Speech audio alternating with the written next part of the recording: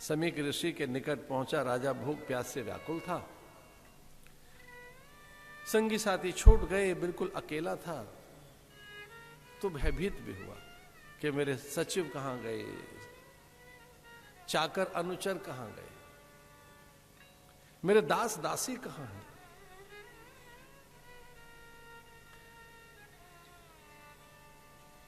सम्मान की इतनी कामना जगी, मैं अकेला हूं, मैं राजा हूं। तो जो राजा भूख प्यास पर नियंत्रण रखता था, एक नई बात सुना रहे हैं, ध्यान से सुनना। राजा तितिक्षु था, साधक था। राजा को कभी भूख नहीं लगी थी, राजा को कभी प्यास नहीं लगी थी, राजा को कभी उद्वेग नहीं हुआ था, मुख म्लान नहीं हुआ था, चित्त खिन्न नहीं हुआ था। राजा ने कभी अभाव देखा नहीं था, राजा को क्रोध कभी आया नहीं था, कभी नहीं। उससे कभी अनीति नहीं हुई थी। वो इतना संस्कारवान धर्मनिष्ठ राजा था। तो जो साधक नहीं होता उसे भूख लगती है। साधक उसे कहते हैं जिसका भूख पर नियंत्रण है। साधक उसे कहते हैं जिसकी जिह्वा पर नियंत्रण है, जिसने अपनी रसना पर नियंत्रण रखा हुआ, वही साधक है। और वो साधक राजा, वो एक सिद्ध पुरुष जैसा राजा भूख और प्यास से व्याकुल होने लगा। एक किसी महात्मा के पास जाकर, जो महात्मा समाधि में बैठे थे, उनसे याचना नहीं, आदेश करने लगा, अरे उठ साधु, मुझे कुछ खाने पीने को दे, मुझे प्रणाम कर, उठ, मैं, तू मेरी प्रजा है। साधु समाधि में बैठा था, साधु की आंख नहीं खुली, गहरी समाधि में सन्यासी साधु। इस राजा ने मरा हुआ सर्प डाल दिया गले में।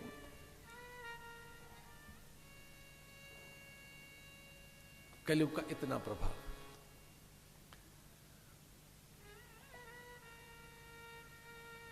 श्रृंगी ऋषि ने श्राप दिया, अरे राजन तू अमर्यादित है, इतना अभिमान तुझे,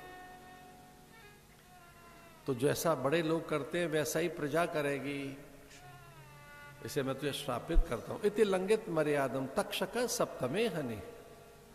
7वें दिन का सूर्य जब छिप रहा होगा, तब तक्षक नाम का एक भयानक सर्प, एक विषधर भुजंग, कोई एक भयानक विषैला सर्प पैदा होगा, तेरे पास प्रकट होगा और वही तेरे प्राण लेगा। मैं तुझे मृत्यु दंड देता हूं। ये कलयुग है। उधर महात्मा को भी आवेश आ गया, इधर इसे भी क्रोध आ गया और सारे पुण्य क्षीण हो गए।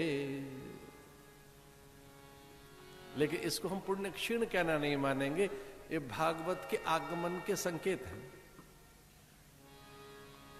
हरिक्षा बलियसी, भगवान का ऐसा ही विधान था।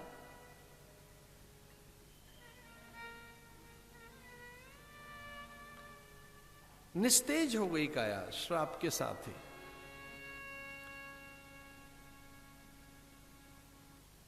योगी को प्राय स्वेद नहीं आता है, संयमी पुरुष को पसीने कम आते हैं। बहुत पसीना आना भी रोग का एक कारण है। आप ये व्यायाम कर रहे हैं और पसीना निकालने के लिए कोई आप एक्सरसाइज कर रहे हैं तो बात अलग है, अन्यथा तो भय के कारण ग्रीष्म में और अकारणी माथे पर पसीना नहीं आता योगी को।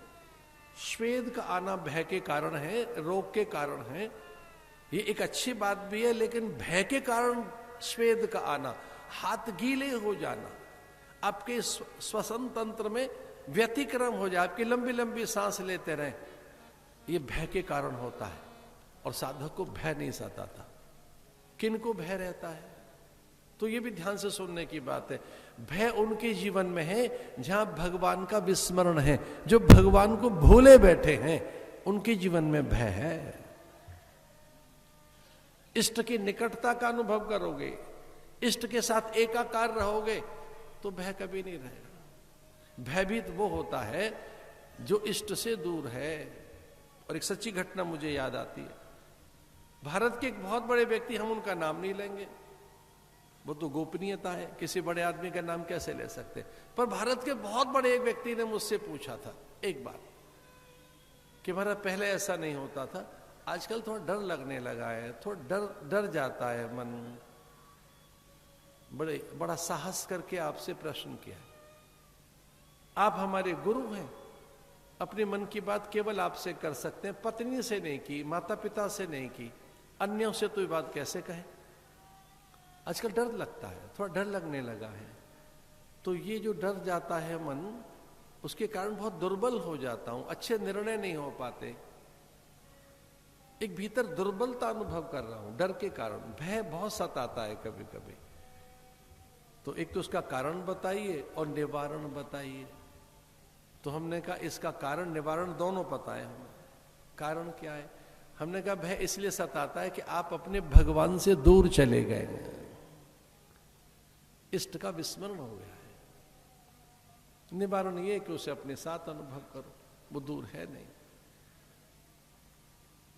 और ये प्रहलाद के साथ हुआ। प्रहलाद को भय नहीं लगा, न होलिका को देखकर डरा वो, न माता पिता अपने पिता के अस्त्र शस्त्र से डरा। लोह तप्त स्तंभ से उसे बांधा जा रहा है तब भी नहीं डरा। अभयम सत्व संशुद्धि,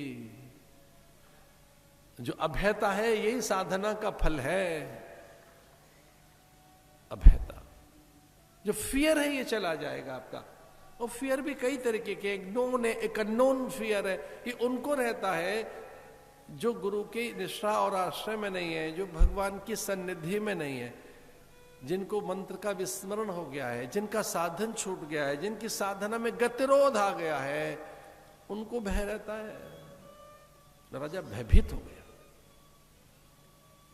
और इतना भयभीत हुआ राजा कि उस भय के कारण ही उसको पसीना आने लगा, हाथ पैरों में कंपन हो गए।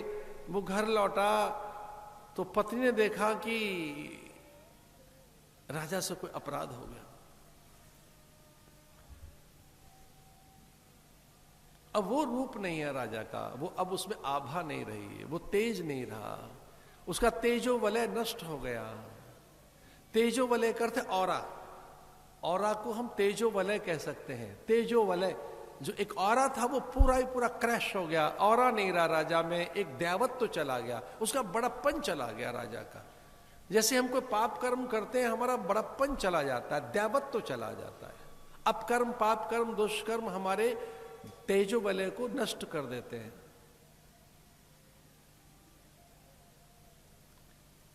रानी ने आदर पूर्वक माथे का मुकुट उतारा, अपने पति को जल पिलाने का प्रयास किया कि हे देव आपसे क्या अपराध हुआ है।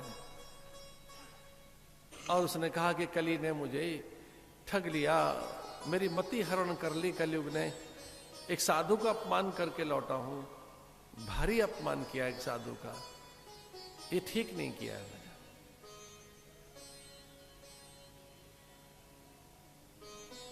प्रायश्चित करो, जो हमसे भूल हो जाए उसका प्रायश्चित करना चाहिए हमको।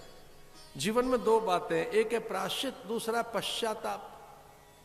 या तो पछताते रहो, एक है प्रायश्चित। और प्रायश्चित की विधियां हैं। जो पाप कर्म है वो हमें कभी सोने नहीं देता, वो हमारे जीवन में संतुलन को खोता है, हमें अस्थिर रखता है, हमें असहज रखता है, हमें एक गहरा अवसाद देता है। इसलिए अगर कोई पाप कर्म हुआ है तो उसका प्रायश्चित कर लीजिए। पहला प्रायश्चित तो यही है कि पुनरावृत्ति न हो पाप की। पाप का पहला प्रायश्चित तो यही है कि पाप की पुनरावृत्ति न हो। जो हमने भूल की है वो फिर न हो, उसकी पुनरावृत्ति न हो। अगर हो रही है, बार बार हो रही है, तो ये अज्ञानता है, यह हमारी कामना के अधीन है, ये चित्त की दुर्बलता है, अथवा तो ये बात मानसिक दोष है, इसकी निवृत्ति कीजिए।